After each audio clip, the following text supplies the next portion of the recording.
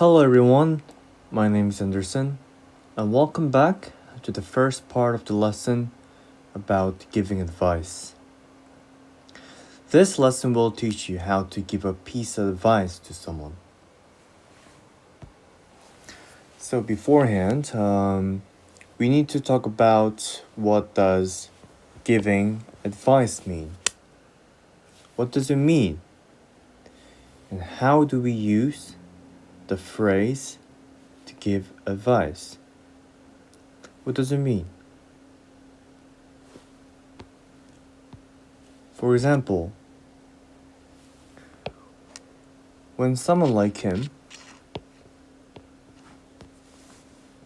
worries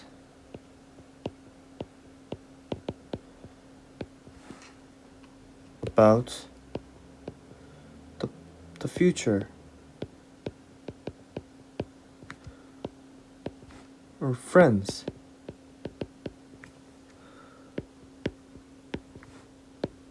or family.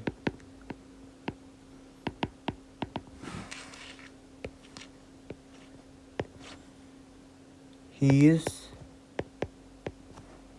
having a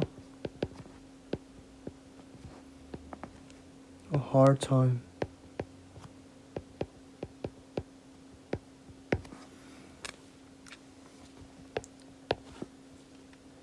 And he doesn't know what to do. But when someone, while this guy's worrying about something, one of his friends comes out and then gives advice to him to cheer him up.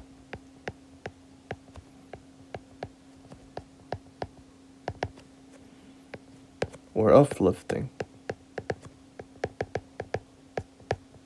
You can do it. No, it's fine. Don't worry. I think you should do that. If I were you, I would do that. Like, you don't need to worry about it. Just cheer up and take a rest like this. This is an advice, and we can use these phrases in the real life. And if we give advice or if you take advice, you can make a really good friendship or you can make a good relationship overall. So that's why I wanted to teach you some phrases about for giving advice. So what does it mean? So we give a piece of advice to someone who has a problem or having a hard time, like the studies or his careers. To the person who is worrying or concerning about something, we tell them we give a piece of advice to them. That's why giving advice is really important in our relationship in general. So today I have prepared two phrases. Today, giving advice. One, should and should not. This is the lesson 1. Lesson 2, and the lesson 2 we're going to cover, if I were you, I would. So today we're going to cover should and should not. In the next video, we are going to cover if I were you, I would. I have prepared each quiz on each video, and I have prepared a PDF file material. And please have a look after you solve the quiz and after you watch the videos. Okay, very good. Now can we start? Good. So, should and should not. It's really useful And how do we use should when we want to give a piece of advice? So we use should when you think this is the best thing to do. So this person A is doing something. Blah blah blah blah blah blah. Example. He's really cold. And you wants to say something for him. So you want to give an advice. So in this context, we can use advice. We can use should. So let's dive in to the example. Mr. James finds this weather freezing. And his friend, John, came up and he wants to say something. He wants to give an advice. Aha. Mr. John wants to say, James, wear a coat. He wants to say, you wear a coat.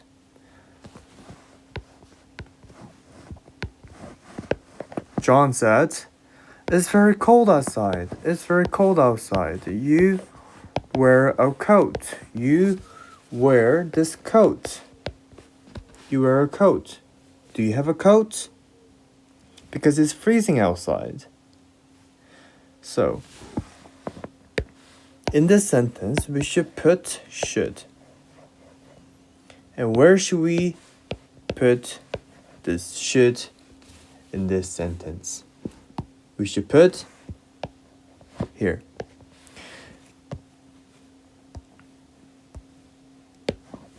It's very cold. You should wear a coat. You should wear a coat. So this is a advice. Wear a coat. Wear what? A coat. You should wear a coat. So we use should like this.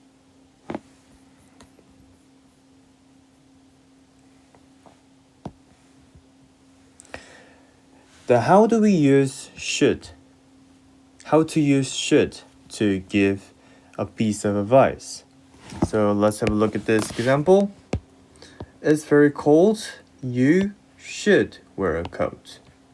So should comes before the advice. What did I tell you? Wear a coat is the advice, right? So we should put should first and then we should give a piece of advice. You should wear a coat. You should wear a coat. You should wear a helmet. You should drink some water, like this. Okay, next one. So just wanted to touch some grammatical part. Should is a modal verb. And we sometimes say modal verb is a helping verb. But teacher, help what? We help the main verb. So we should come first. Should. The base form of the verb. The modal verb should come first. And then we should put base form of the verb. So you should wear a coat. Wear is base form.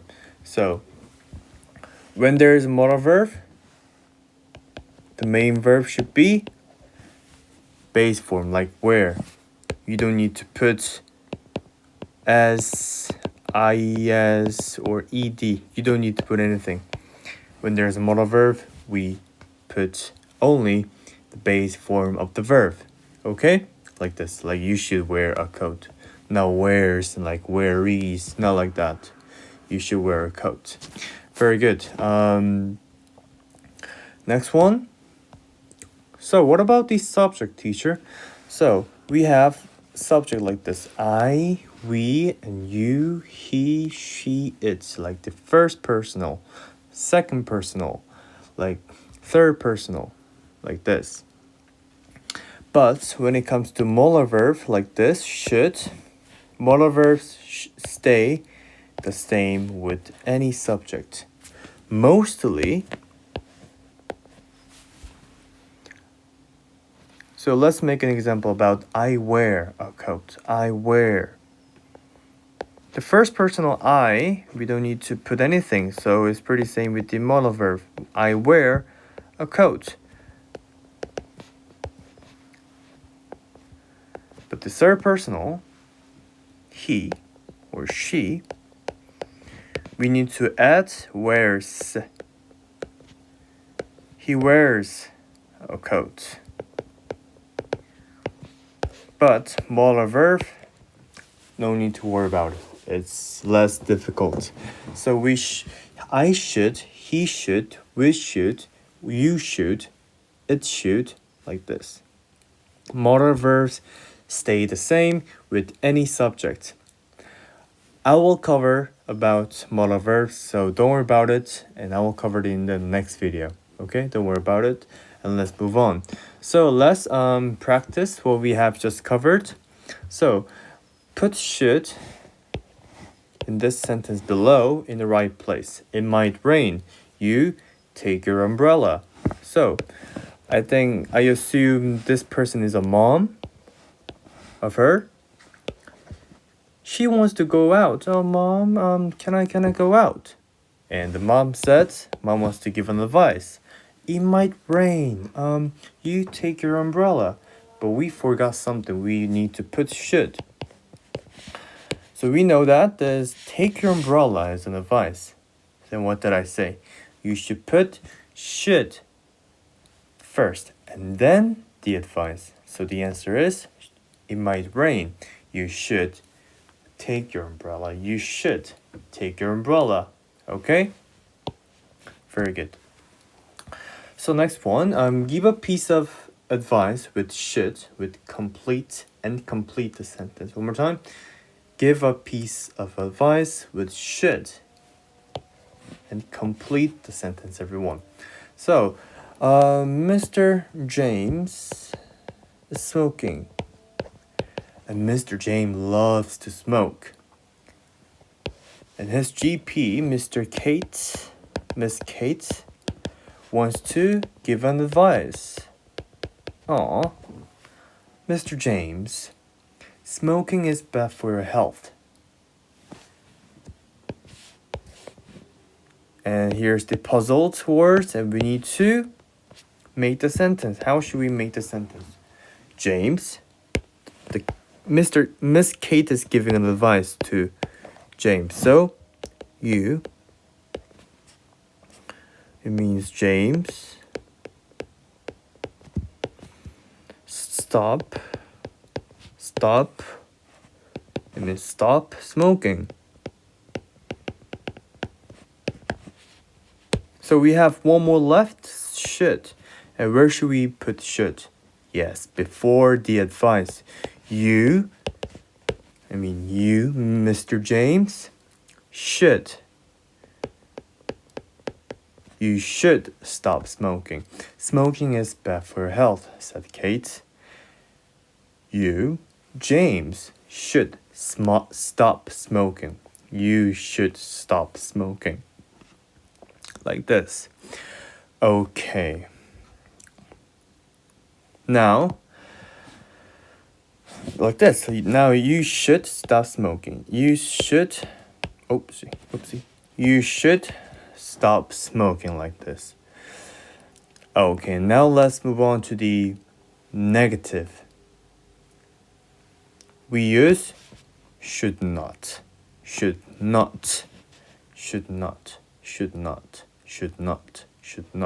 One more time. Should not. But we make it short. So we say shouldn't.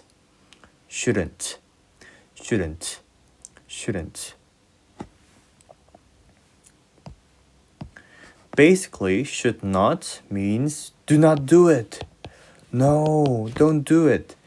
So we give a piece of advice that is the best not to do it. So do not do it. You shouldn't smoke. You shouldn't touch your smartphone while driving. You should not. Okay? In those contexts that I've just said, we should use should not. No, don't do that. Like this. Okay. So, it's really simple. But teacher, where should we put not? It's very difficult. It's very easy. So, we have should at the beginning of the advice, right? So in between the main form of verb, infinitive, and then should, in between those, we put not. So in between those, should, right, verb and modal verb, we should add here, not. Should not ride a bike without helmet. So what did I say before? It also can be shortened like this. You shouldn't. You shouldn't. You shouldn't. You shouldn't. It's a longer version. You should not. But the shorter version, you shouldn't. You shouldn't. You shouldn't ride a bike without a helmet. You shouldn't ride a bike without a helmet. So, Michael, for example, Michael wants to have a bike ride after this morning. And his mom wants to say something, wants to give an advice. So, I think his mom is trying to say, no riding a bike without a helmet. Don't do that. If you want to ride a bike, you should wear a helmet. Then, in this sentence, we should change something, right? So, you should ride a bike without a helmet. No, we don't. No. So, we need to change this. So, should. Which word? Yes, we should not ride a bike without a helmet. So you should not ride a bike without a helmet. Want to say repeat? Should not means do not do it. You should not ride a bike without a helmet. Okay? So should first. And if you want to say something negative, you should put not and then the verb.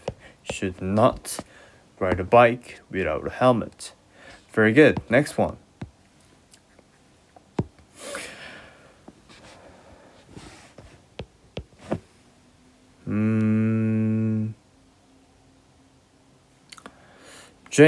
Mr. James is having a call in a cinema, and everyone is looking at him.